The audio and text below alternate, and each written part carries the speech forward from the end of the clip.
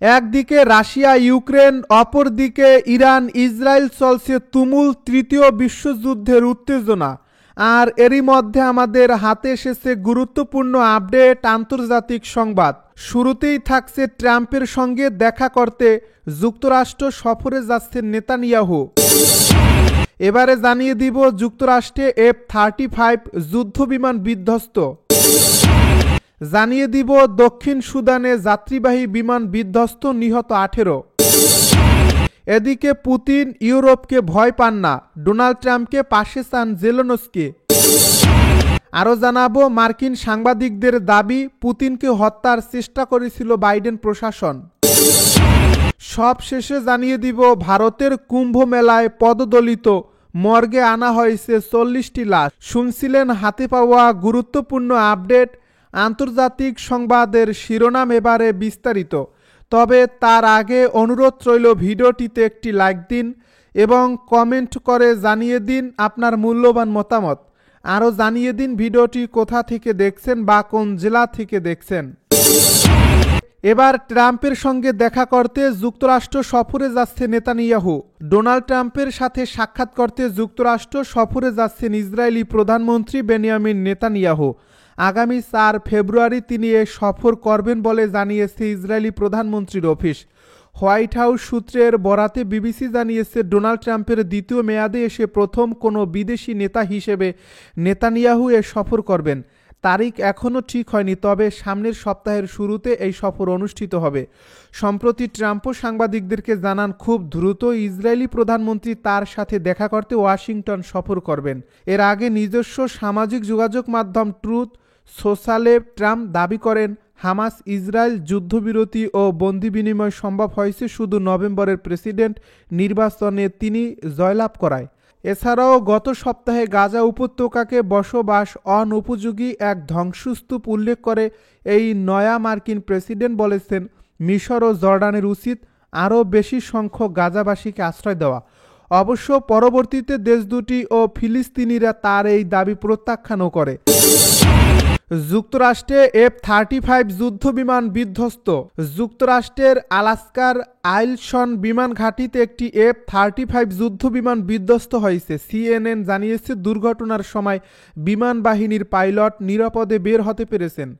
স্থানীয় সময় মঙ্গলবার বিকালের দিকে আলাস্কার আইলসন বিমান ঘাঁটিতে প্রশিক্ষণ মহড়ার সময় যুদ্ধবিমানটি বিধ্বস্ত হয়। এক সংবাদ সম্মেলনে 354তম ফাইটার উইংয়ের কমান্ডার কর্নেল পল টাউনসেন্ড বলেন পাইলট ইন ফ্লাইট ত্রুটির সম্মুখীন হলেও বেরিয়ে যেতে সক্ষম হন। অবতরণের সময় বিমানটি বিধ্বস্ত হয়। আইলসন বিমান ঘাঁটি এক বিবৃতিতে জানিয়েছে দুর্ঘটনায় F-35 লাইটিং 2 বিমানটির উল্লেখযোগ্য ক্ষতি হয়েছে। পাইলটকে নিরাপদে সেনা হাসপাতালে নেওয়া হয়েছে। এ ঘটনায় একটি পুঙ্খানুপুঙ্খ তদন্ত হবে।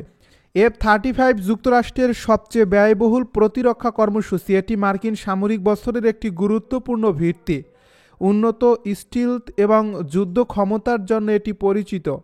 এর আগে গত মে মাসে টেক্সাস থেকে ক্যালিফোর্নিয়ার অ্যাডওয়ার্ডস বিমান ঘাঁটিতে যাওয়ার পথে নিউ মেক্সিকোতে জ্বালানি ভরার কিছুক্ষণ পরই একটি F-35 যুদ্ধবিমান বিধ্বস্ত হয়। সে ঘটনায় পাইলট গুরুতর আহত হন। গত অক্টোবরে একজন পাইলট উড়ন্ত অবস্থায় F-35 থেকে প্রয়োজন ছাড়াই বেরিয়ে এসেছিলেন। বিমানটি দক্ষিণ ক্যারোলিনার একটি প্রত্যন্ত অঞ্চলে বিধ্বস্ত হওয়ার আগে 11 মিনিট স্বয়ংক্রিয়ভাবে উড়েছিল। দক্ষিণ সুদানে যাত্রীবাহী বিমান বিধ্বস্ত, নিহত 18।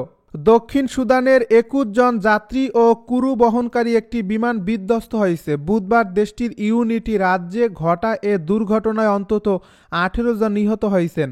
দক্ষিণ সুদানে জাতিসংঘ মিশন পরিচালিত রেডিও মিরায়া জানিয়েছে বিমানটি উত্তরাঞ্চলীয় রাজ্যের একটি তেল ক্ষেত্র থেকে উড্ডয়নের সময় বিধ্বস্ত হয়।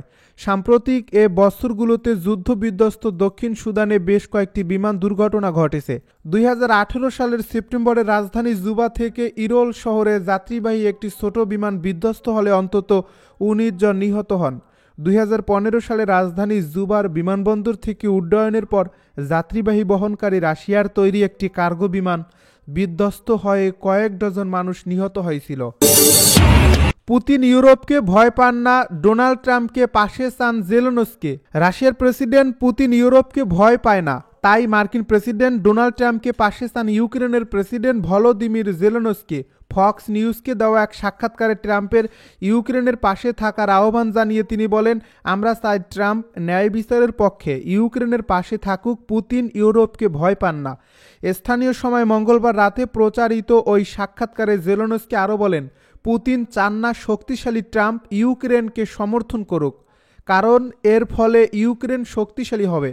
গত 20 জানুয়ারি দায়িত্ব নেওয়া ট্রাম্প রাশিয়া ইউক্রেন যুদ্ধ শীঘ্রই শেষ করার প্রতিশ্রুতি দিয়েছেন। ট্রাম্পকে তার সহযোগীরা পরামর্শ দিয়েছেন একটি চুক্তি হতে কয়েক মাস সময় লাগতে পারে। ট্রাম্প যুদ্ধ শেষ করার বিষয়ে পুতিনের সঙ্গে কথা বলার আগ্রহ প্রকাশ করেছেন।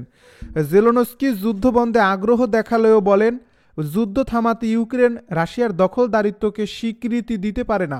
আমরা সব সময় কূটনৈতিক সমাধানকে অগ্রাধিকার দেই। জেলেনস্কি বলেন, 2022 সালের পূর্ণমাত্রায় আগ্রাসনের পর থেকে ইউক্রেন সব সময় রুশ সেনাদের দখলে থাকা 50% অঞ্চল ফিরিয়ে নিয়েছে। আমরা এই যুদ্ধের সুষ্ঠু সমাপ্তি ঘটাতে চাই।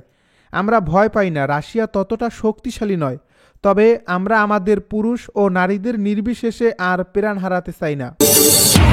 মার্কিন সাংবাদিকের দাবি, পুতিনকে হত্যার চেষ্টা করেছিল বাইডেন প্রশাসন। সাবেক মার্কিন প্রেসিডেন্ট জো বাইডেনের প্রশাসন রাশিয়ার প্রেসিডেন্ট ভ্লাদিমির পুতিনকে হত্যার চেষ্টা করেছিল বলে দাবি করেছেন দেশটির রক্ষণশীল রাজনীতি বিশ্লেষক ও সাংবাদিক টাকার কার্লসন। মার্কিন সংবাদ মাধ্যম পলিটিকোর প্রতিবেদন থেকে এ তথ্য জানা গেছে। মার্কিন সংবাদ মাধ্যম ফক্স নিউজের সাবেক এই উপস্থাপক তার podcast the Tucker Carlson show এর সর্বশেষ পর্বে এই দাবি করেন। তিনি বলেন, বাইডেন প্রশাসন তা করেছে, তারা পুতিনকে হত্যার চেষ্টা করেছে। তবে তার এই দাবির পক্ষে কোনো প্রমাণ উপস্থাপন করেননি কার্লসন। টাকার কার্লসন বলেন, যা একেবারেই পাগলামি, এটি বিকৃত মানসিকতা। যে কেউ এমন কিছু ভাবতেও পারে, তাহলে তারা কেন এটা করছে? কারণ বিশৃঙ্খলা তাদের জন্য ঢাল হিসেবে কাজ করে। কার্লসন দাবি করেন, বাইডেন প্রশাসন 2021 সালের শুরু থেকে 2025 সালের শুরু পর্যন্ত এ প্রচেষ্টা চালিয়েছে। ভারতের কুম্ভ মেলায় পদদলিত মর্গে আনা হয়েছে 40 লাশ। ভারতের উত্তরাঞ্চলে কুম্ভ মেলায় পদদলিত হওয়ার পর স্থানীয় হাসপাতালের মর্গে প্রায় 40 জনের লাশ নেওয়া হয়েছে। পুলিশের 3টি সূত্রের বরাতে রয়টার্স এ খবর জানিয়েছে। এ ঘটনায় আরও অনেকেই আহত হয়েছে। এ প্রতিবেদনে রয়টার্স জানিয়েছে, মর্মান্তিক এই দুর্ঘটনার 12 ঘন্টারও বেশি সময় পরও স্থানীয় মতিলাল নেহরু মেডিকেল কলেজ হাসপাতালের মর্গে লাশগুলো আনা হচ্ছিল। সরকার এখনও আনুষ্ঠানিকভাবে হতাহতের সংখ্যা ঘোষণা করেনি। পুলিশের এক কর্মকর্তা জানান, এখানে প্রায় 40টি লাশ রয়েছে, আরও লাশ ঢুকছে। আমরা একে একে তাদের পরিবারের কাছে হস্তান্তর করছি। কিছু প্রত্যক্ষদর্শী বলেছেন, একটি বিশাল ঢেউয়ের মতো ধাক্কার ফলে ভক্তরা একে অপরের উপর পড়ে যায়। রাস্তাগুলো বন্ধ হয়ে যাওয়ায় ঘন ভিড় স্থবির হয়ে পড়ে এবং দম বন্ধ হয়ে অনেকে পড়ে যায়। স্বজনদের লাশ নিয়ে অ্যাম্বুলেন্সে বসে 40 বছরের জগবন্তী দেবী বলেছিলেন, অনেক হইচই হচ্ছিল, সবাই একে অপরকে ধাক্কা দিতে টানতে শুরু করলো, পারাপারি করতে লাগলো। এক সময় আমার মা টলে পড়লেন, তারপর আমার বৌদিও। লোকজন ওদের উপর দিয়েই দৌড়ে গেল।